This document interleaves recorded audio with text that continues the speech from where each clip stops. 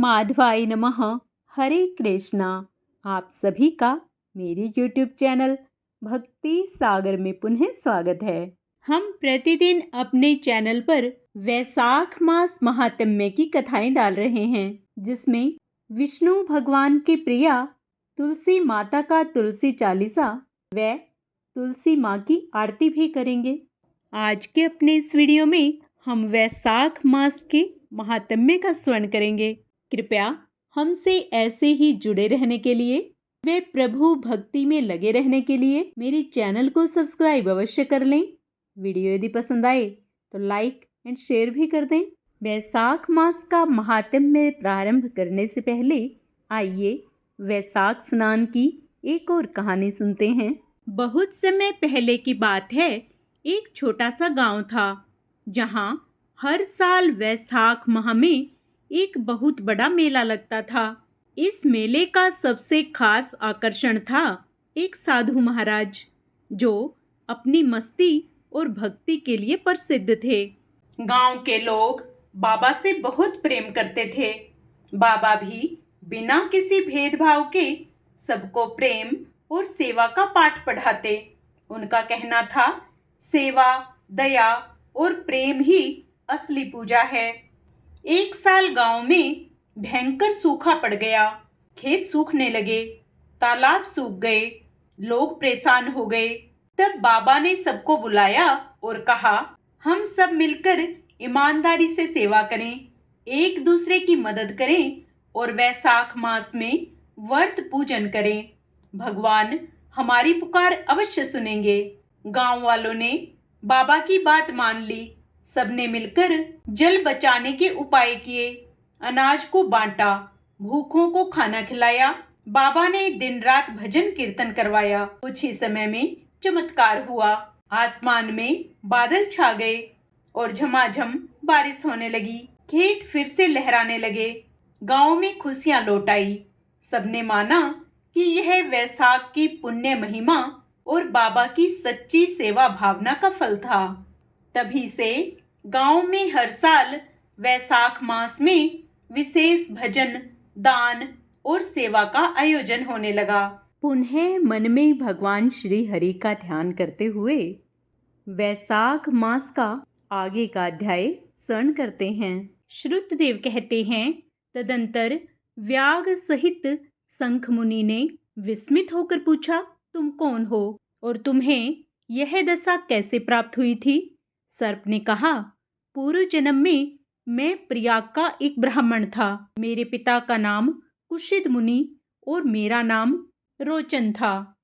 मैं धनाढ्य, अनेक पुत्रों का पिता और सदैव अभिमान से दूषित था। बैठे बैठे बहुत बोला करता था। बैठना, सोना, नींद लेना, मैथुन करना, जुआ खेलना, लोगों की बातें करना और सूद लेना, यही मेरे व्यापार थे। मैं लोक निंदा से डरकर नाम मात्र के शुभ कार्य करता था, सो भी दंभ के साथ। उन कर्मों में मेरी श्रद्धा नहीं थी। इस प्रकार मुझ दुष्ट और दुर्बुद्धि के कितने ही वर्ष बीत गए। तदंतर इसी वैशाख मास में जयंत नामक ब्राह्मण प्रयाग अक्षेत्र में निवास करने वाले पुण्यात्मा द्विजों को वैशाख मास के धर्म सुनाने लगे। स्त्री, पुरुष, अक्षत्रिय, वैश्य और शूद्र सहस्त्रों श्रोता प्रातःकाल स्नान करके अविनाशी भगवान विष्णु की पूजा के पश्चात प्रतिदिन जयंत की कही हुई कथा सुनते थे। वे सभी पवित्र एवं मौन होकर उस भगवत कथा में अनुरक्त रहते थे। एक दिन मैं भी कौतूहलवश देखने की इच्छा से श्रोताओं की उस मंडली में जा बैठा। मेरे मस्तक पर पगड़ी बंधी थी, इसलिए मैंने नमस्कार तक नहीं किया और संसारी वार्तालाप में अनुरक्त हो कथा में विघ्न डालने लगा। कभी मैं कपड़े फैलाता, कभी किसी की निंदा करता और कभी जोर से हंस पड़ता था। जब तक कथा समाप्त हुई तब तक मैंने इसी प्रकार समय बिताया। तत्पश्चात दूसरे दिन सन्निपात रोग से मेरी मृत्यु हो गई।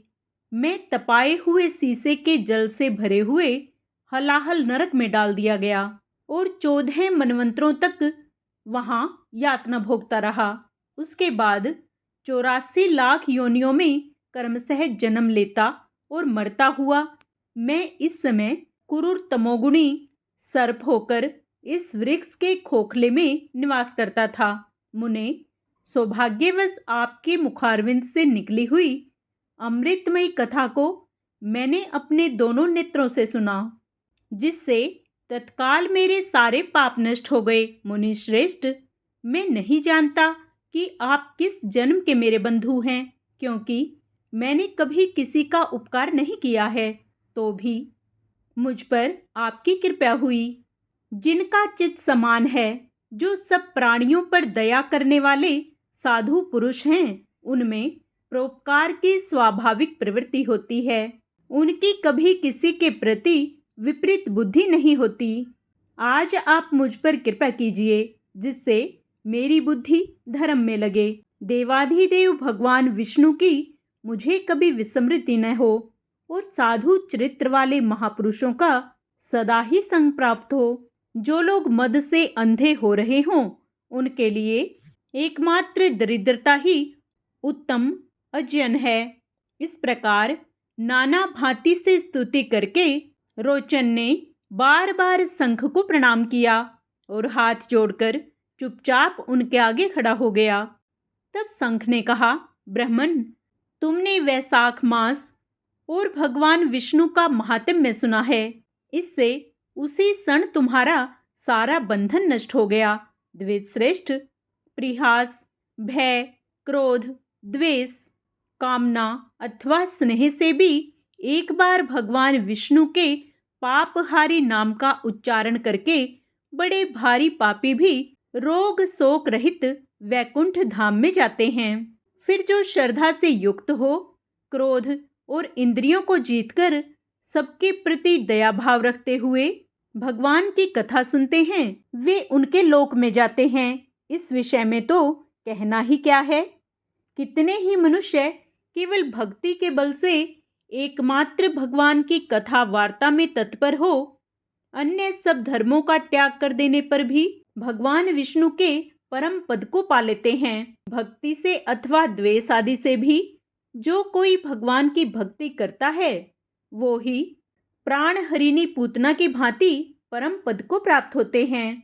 सदा महात्मा पुरुषों का संग और उन्हीं के विषय में वार्तालाप करना चाहिए। रचना स्थिर होने पर भी जिसके प्रत्येक श्लोक में भगवान के सुयश सूचक नाम है, वही वाणी जन समुदाय की पाप राशि का नाश करने वाली होती है, क्योंकि साधु पुरुष उसी को सुनते, गाते और कहते हैं। जो भगवान किसी से कष्ट साध्य सेवा नहीं चाहते, आसन आदि विशेष उपकरणों की इच्छा नहीं रखते तथा सुंदर रूप और जवानी नहीं चाहते, अपितु एक बार भी स्मरण कर लेने पर अपना परम प्रकाश में वैकुंठ धाम दे डालते हैं, उन दयालु भगवान को छोड़कर मनुष्य किसकी शरण में जाए। उन्हीं रोग शोक से रहित चित्त द्वारा चिंतन करने योग्य अव्यक्त दयानिधान भक्त वत्सल भगवान नारायण की शरण में जाओ। महामते, वैशाख मास में कहे हुए इन सब धर्मों का पालन करें, उससे प्रसन्न होकर भगवान जगन्नाथ तुम्हारा कल्याण करेंगे। ऐसा कहकर शंख मुनि व्याध की तरफ देखकर चुप ही रहे। तब उस दिव्य पुरुष ने पुनः इस प्रकार कहा, मुने, मैं धन्य हूँ। आप जैसे दयालु महात्मा ने मुझ पर अनुग्रह किया है। मेरी कुत्सित योनि दूर हो गई और अब मैं परम गति को प्राप्त हो रहा हूँ। यह मेरे लिए सौभाग्य की बात है। यूँ कहकर दिव्य पुरुष ने शंख मुनि की परिक्रमा की तथा उनकी आज्ञा लेकर वह दिव्य लोक को चला गया। तदंतर संध्या हो गई। व्याघ ने शंख को अपनी सेवा से संतुष्ट किया और उन्होंने सायंकाल की संध्योपासना करके शेष रात्रि व्यतीत की। भगवान के लीला अवतारों की कथा वार्ता द्वारा रात व्यतीत करके शंख मुनि ब्रह्म मुहूर्त में उठे और दोनों पैर धोकर मौन भाव से तारक ब्रह्म का ध्यान करने लगे।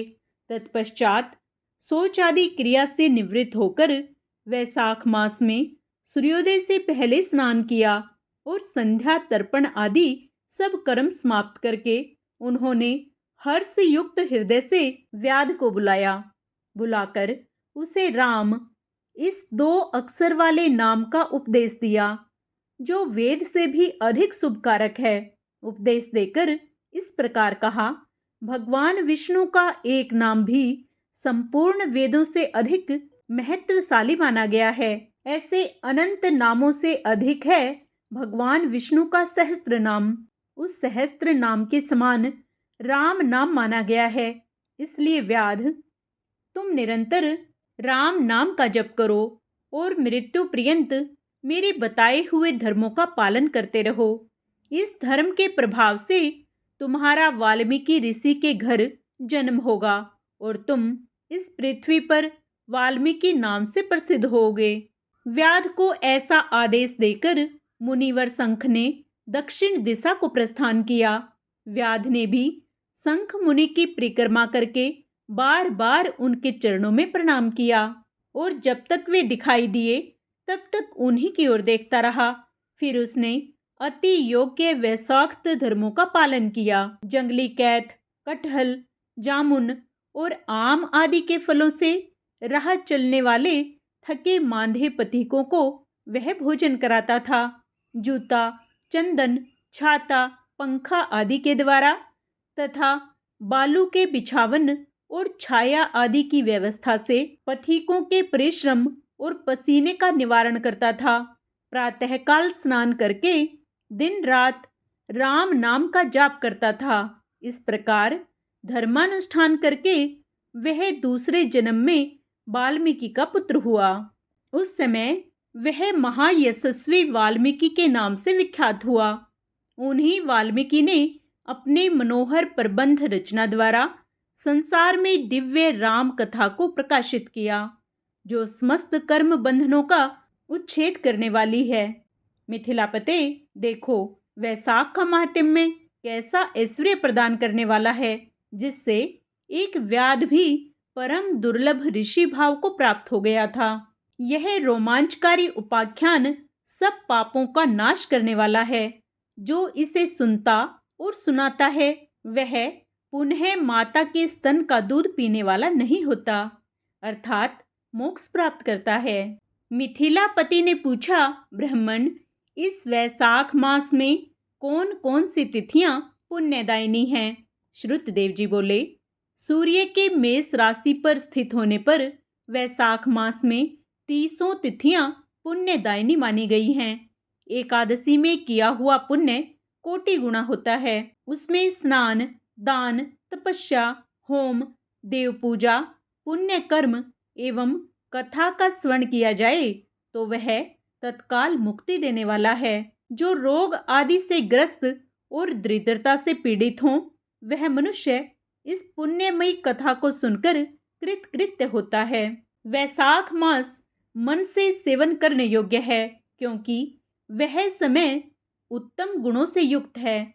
दरिद्र, धनाढ्य, पंगु, अंधा, नपुंसक, विधवा, साधारण स्त्री, पुरुष, बालक, युवा, वृद्ध तथा रोग से पीड़ित मनुष्य ही क्यों न हो, वैशाख मास का धर्म सबके लिए अत्यंत सुख साध्य है।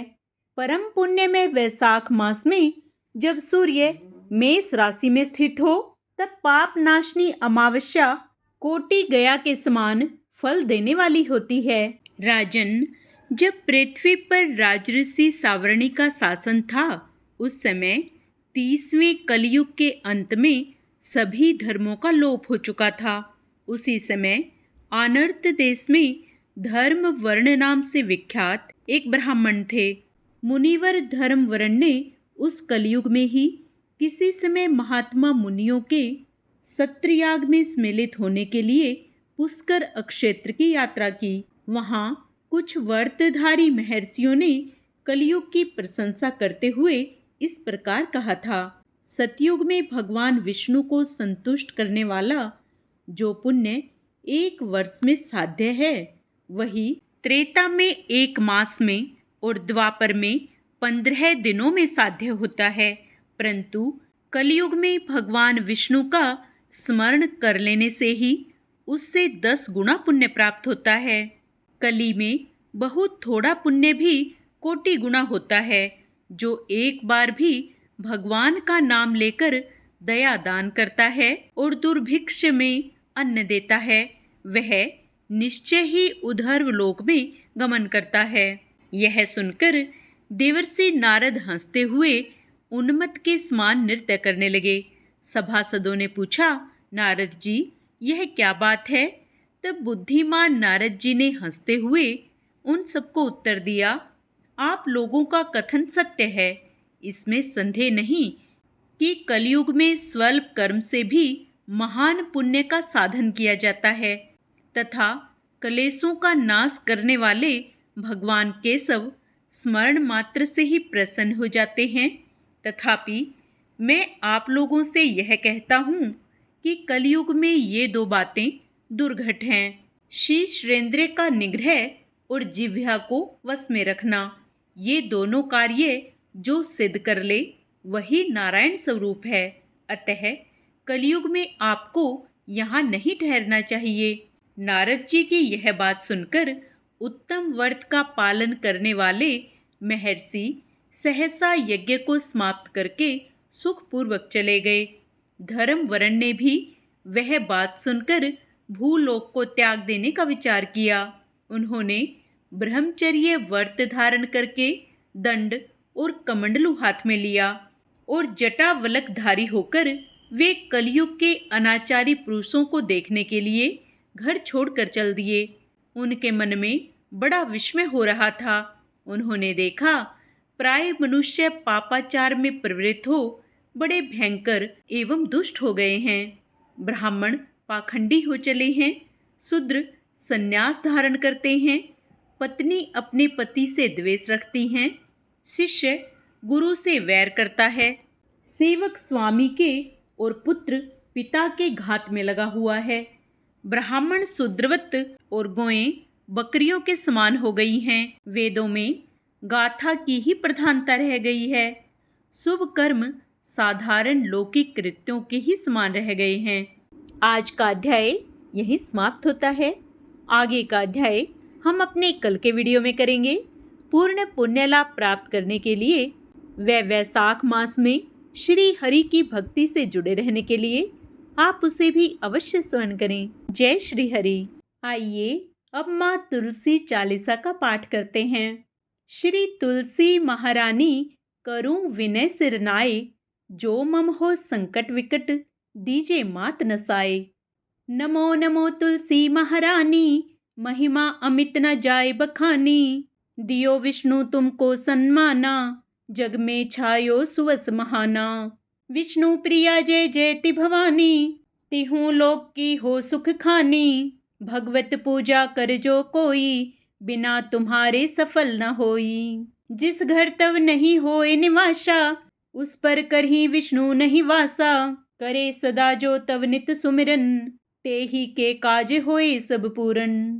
कार्तिक मास महात्म तुम्हारा, ताकि जानत सब संसारा। तव पूजन जो करे कुवारी, पावे सुंदर वर सुकुमारी। कर जो पूजा नित प्रति नारी, सुख संपत्ति से होए सुखारी। वृद्धा नारी करे जो पूजन, मिले भक्ति होवे पुलकित मन। श्रद्धा से पूजे जो कोई, भवनिधि से तर जावे सोही। कथा भागवत यज्ञ करावे, तुम बिन नहीं सफलता पावे। छायो तव प्रताप जग भारी, ध्यावत तुम्हें सकल चित धारी। तुम्ही मात यंत्रण तंत्रण में, सकल काज सिधु होवे क्षण में। औषधि रूप आप हो माता, सब जग में तव यश विख्याता। देव ऋषि मुनियों तपधारी, करत सदा तव जय जयकारी। वेद पुराणन तव यश गाया, महिमा अगम पार नहीं पाया। नमो नमो जय जय सुख कारिणी, नमो नमो जय दुख निवारणी। नमो नमो सुख संपत्ति देनी, नमो नमो अघ काटन छेनी। नमो नमो भक्तन दुख हरणी, नमो नमो दुष्टन मद छेनी। नमो नमो भव पारे उतारणी, नमो नमो परलोक सुधारणी। नमो नमो निज भक्त उबारणी, नमो नमो जन काज संवारणी। नमो नमो जे कुमति नसावनी, नमो नमो सब सुख उपजावनी। जयति जयति जय तुलसी माई, ध्याऊं तुमको शीस नवाई। निज जन जानी मोहि अपनायो, बिगड़े कारज आप बनाओ। करूं विनय मैं मात तुम्हारी, पूर्ण आशा करूं हमारी।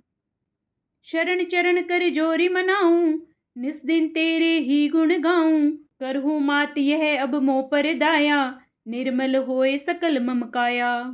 मांगू मात यह वर दीजे, सकल मनोरथ पूर्ण कीजे। जानू नहीं कुछ नेम अचारा, क्षमहु मात अपराध हमारा। 12 मास करे जो पूजा, तासम जग में और नहीं दूजा। प्रथम ही गंगा जल मंगवावे, फिर सुंदर स्नान करावे। चंदन अक्षत पुष्प चढ़ावे, धूप दीप नैवेद्य लगावे। करे आचमन गंगा जल से, ध्यान करे हृदय निर्मल से। पाठ करे फिर 40 की, स्तुति करे मात तुलसा की। यह विधि पूजा करे हमेशा, ताके तन नहीं रहे कलेशा। करे मास कार्तिक का साधन, सोवे नित पवित्र सिद्ध होई जाई। है यह कथा महासुखदाई, पढ़े सुने सो भव तर जाई। यह श्री तुलसी 40 पाठ करे जो कोई। गोविंद सो फल पावही, जो मन इच्छा होय। अब हम सब मिलकर विष्णु भगवान की प्रिया तुलसी माता की आरती करेंगे। तुलसी महारानी नमो नमो, हरि की पटरानी नमो नमो। तुलसी महारानी नमो नमो, धन तुलसी पूर्ण तप कीन्हो। सालिग्राम बनी पटरानी, जाके पत्र मंजरी कोमल।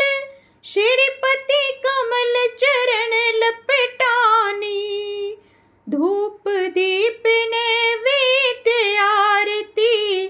पुष्पन की वर्षा बरसानी, नमो नमो।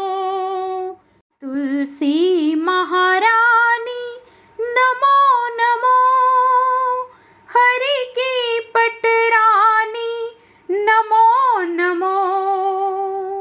56 भोग 36 व्यंजन, बिन तुलसी हरि एक न मानी। सभी सखी मैया तेरो जस गावे, भक्ति दान दीजे महारानी। नमो नमो तुलसी महारानी।